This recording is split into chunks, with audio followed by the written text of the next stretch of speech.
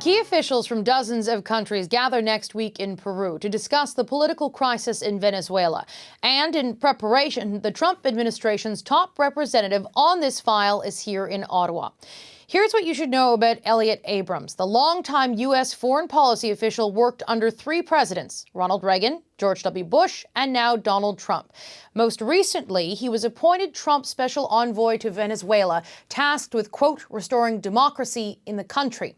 But Abrams' critics are skeptical, mainly because of his deep and controversial ties to roles in rebellions in Nicaragua, El Salvador, and Guatemala. And in 1991, Abrams pleaded guilty to withholding information from Congress regarding the Iran-Contra affair. President George H.W. Bush later pardoned him. Today, Trump said he is considering a blockage or quarantine on Venezuela. What role, though, does the United States want from Canada in this affair? This afternoon, I spoke with Special Representative Elliott Abrams. What message did you deliver to your Canadian counterparts on behalf of the Trump administration today? Thanks, first of all. Well, thanks to you for having me on, but thanks to the Canadian government, because we see Canada as one of the foremost proponents of democracy in Venezuela and a leader of the Lima Group and leader of the international community on this question of Venezuela. So it was thanks, and then it was really less a message than it was a question about, where do we all go next? What do we think is happening in the Oslo round of talks? What do we think about the European lack of sanctions and possibility of getting sanctions? We will be there's a big meeting in Lima in a few days, and Canada will be present. We will too. We talked a bit about that and about the UN General Assembly. So in terms of, it wasn't necessarily here to deliver a message, but to sort of strategize on how to sort of move forward next. Were there any concrete steps that you agreed to? We agreed to some that I won't talk about, but I think one that I can is, I think we both agreed that it would be really helpful if the EU would follow Canada and the U.S. in imposing sanctions on the Maduro regime. They really haven't. And Europe is a kind of playground for people from the regime and their families, where their money is, they have houses there, they live the high life there, which is really disgraceful. So we strategized a bit about how, with the help of the Latin American democracies, to move the EU in that direction. So at a panel conversation last week with the Foundation for Defense of Democracies, you said that in your view, Venezuelan President Nicolás Maduro would be gone already if it weren't for the support he's receiving from Cuba. Yeah. What exactly is Cuba doing to offer support? There are between 2,000 and 3,000 Cuban intelligence agents in Caracas. They permeate the civilian intelligence agency, military intelligence agency, army, National Guard. They are the kind of central nervous system of the regime. To show you how deep in they are, Maduro's bodyguards aren't Venezuelan, they're Cuban. So they're very important to holding this regime together. And we really think that if they weren't there, it would start to fall apart. So Canada and the United States have a very different history, and they have a very different relationship with Havana. And Chrystia Freeland has actually very publicly said that she thinks that Cuba could help stabilize the crisis in Venezuela. What do you make of Canada's position? Well, we wish you luck. We're very pessimistic about it. The Cubans seem to be the dead enders on Venezuela. The Russians have said, if Guaido's president, we'll deal with Guaido. It's not an existential matter for them. For the Cubans, the oil they get for free from Venezuela is absolutely critical. So we doubt that this is going to be successful, but we have no criticism to offer of Canada for making the effort. It'd be great if it worked. Do you think that Canada needs to reevaluate its position? No. You have a relationship with Cuba that we don't. And you can use it to say to the Cubans, this regime is going to fall. You should change your policy and begin to adjust to reality. It hasn't worked so far. It would be great, again, if it were to work. So there's no reason for Canada to stop trying. Should Canada be that intermediary then? Sure. There are other countries that could theoretically do it, Mexico, Spain, but Canada is actively trying it. One other thing that President Donald Trump has said when discussing Venezuela, he has said that all options are on the table. Is that still the case? Well, it's always going to be the case. We have a large military, and the president always has the option to use it. It's not our policy. Our policy is to put diplomatic, political, economic, financial pressure on the regime. We're still doing that. We announced more sanctions a few days ago. There'll be more in the coming days. So that's the policy. But, you know, the option, I mean, the president can't say there is no option on the table. There is. Okay, so if it's not the policy, Donald Trump tapped you to go into this position, and you have a very long history at the State Department going back to the 1980s. And in the past, you've been involved in initiatives from the American government that involve military support for regime change. By tapping you as this person to lead the way on this, should that not signal to the rest of the world that, yes, the Americans want military intervention for regime change? No, because if you look at the Reagan record, which I was part of, the 1980s were the years when South America moved from military dictatorship to democracy. Brazil, Argentina, Peru, Chile, really every country except Venezuela and Colombia were military dictatorships.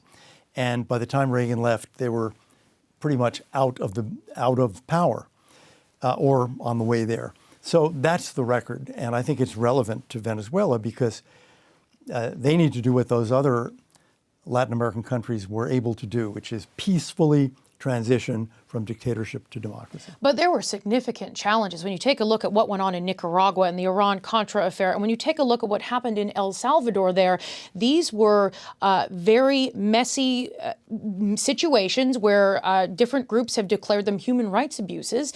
The Americans were involved with this. You were involved with this. So bringing you into this now with your long history at the State Department, should that not signal to, whether it's allies, to Canada, to other people involved, the Lima Group, that yes, the Americans want to move forward in this way? No, what it should signal is we are determined to continue to support Juan Guaido, the interim president, and the movement for democracy in Venezuela, which we think has the support of the vast majority of Venezuelans. In the 1980s, we were quite successful. We weren't doing this. We were supporting the people of Latin America who wanted their countries to move to democracy.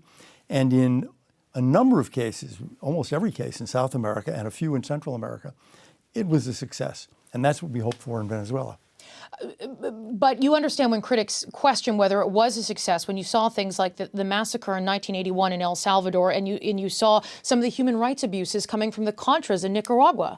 Well, take El Salvador. The worst abuses occurred actually under President Carter, who obviously was opposed to them, but he did not cut off aid to El Salvador because he did not want to abandon the country to the FMLN, a Soviet and Cuban-backed guerrilla group. What we wanted to do was support a transition to democracy. We continued that in the Reagan administration. We supported President Jose Napoleon Duarte, a Christian Democrat, who virtually eliminated the death squads. He was elected. You know, in the end, the FMLN guerrillas converted themselves into a political party.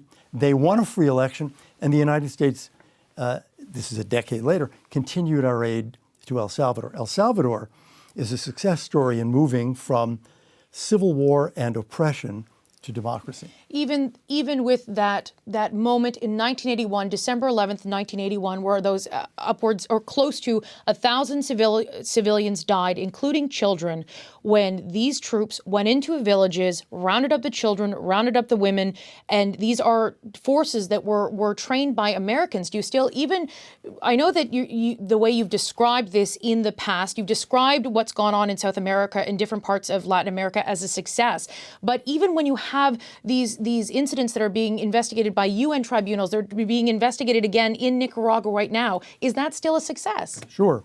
U.S. policy was to end the military dictatorship. It was to end the death squad killings. It was to end precisely those kind of horrifying events. And it was a success. You didn't have those events. Once they had a free election, a Christian Democratic president. But that event did happen, though. That event did happen. Yeah, of course it happened. And many other terrible events happened. And that was the basis of our policy. Stop this from happening. Help them transition peacefully to democracy. And in El Salvador and in Nicaragua and in Guatemala and in Honduras, Peru, Chile, Argentina, I can go down the list. The policy was to help countries transition to democracy. Now, did we send any kind of military support in the case of Argentina? No, we didn't have to. Or Chile? No, we didn't have to. In the case of El Salvador, you had a guerrilla group in arms backed by Cuba and the Soviet Union. So we were resisting it. And again, I say to you, the policy of resisting it started under Jimmy Carter, not under Ronald Reagan. I want to move back to the present time right now. How optimistic are you about the efforts that are going underway, whether it's the Lima Group, whether it's you working with the Lima Group? How optimistic are you that there can be change in Venezuela, say, in the next 6 months? Well, I'm optimistic. I mean, we don't. Felipe González, a former Spanish prime minister, said recently, we know how this will end. We don't know the hour and the day. And we don't. I mean, I can't predict a month when this will happen. But I think it's an untenable situation. The country is really being destroyed by this regime. You have now more than 10%, getting up to 15% of the population who are refugees, and others are internally displaced persons.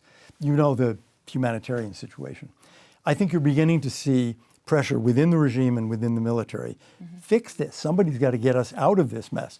So we can't predict date, but I think the pressures will grow and the international pressure will grow. Hopefully the EU will join the Lima Group in putting more pressure on. And is that the next step? Is that really the next thing that could, because it looks like a stalemate right now, at least from if you take a step back from this perspective. Yep. Is that the next sort of step to break the logjam? I think it would be extremely useful as you try to figure out, well, what new can be added. The Norwegians are trying. If that doesn't work, you have to, the Europeans themselves have said, we'll wait for that, but then we will impose sanctions. And I hope that, A, they mean it, and that the sanctions that they impose are not trivial, but are actually tough. Okay. Well, thank you very much, Special Representative Elliott Abrams, for joining us today. Thank you for having me. Hi, I'm Vashi Kapellos, host of Power in Politics. See more of our show by subscribing to the CBC News channel or click the link for another video. Thanks for watching.